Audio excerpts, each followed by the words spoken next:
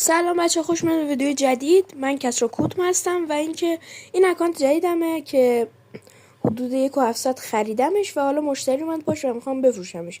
گفتم قبل که بفروشمش چند تا گیم پلی ازش بذارم. خب آماده بریم برای گیم پلی اول.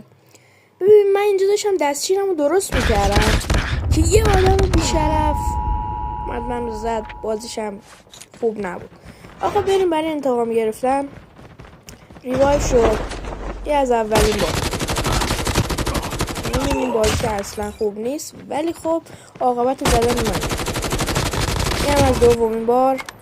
این بار هم میزنیم. این هم از خودش. خب دیگه داخل ادامه ویدیو میبینین که چند بار میزنمش. چند تا گیم پلی دیگه هم گذاشتم. حتما ویدیو تا آخر نگاه کنید و من لایک کنید. این هم از سومین بار.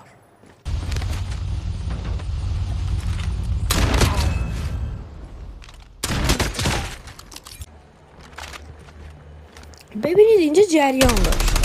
زوم داشت از طرف اون یارو که دارن الان بهش تیر میزنم میومد. رفت پشت اونجا قایم شد. گفتم یه نید بندازم اونجا بیاد بیرون که نشونه نیدم خیلی خوب نبود. یه لحظه با خودم گفتم برم، ولی بعدش با خودم فکر کردم آقا زوم که داره اون طرف میاد، اون بالاخره مجبور بیاد. منم روش ام گرفتم. هی وای میسادن، هی اون وای میساد پشت خونه منو میزد، هی من اینجا وای میسادم و خیلی خسته کننده شده بود. تا اینکه من فهمیدم اگه همین روند ادامه بدم بهتره، چون بالاخره باید بیاد بیرون و زون داره از پشت سرش میاد. و من همینجوری روش تیر میزدم و این میگرفتم، اون همین کارو میکرد.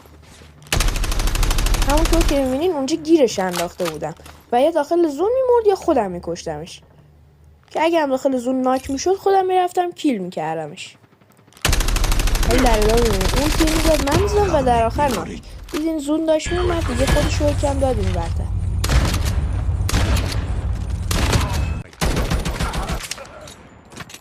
Reloading.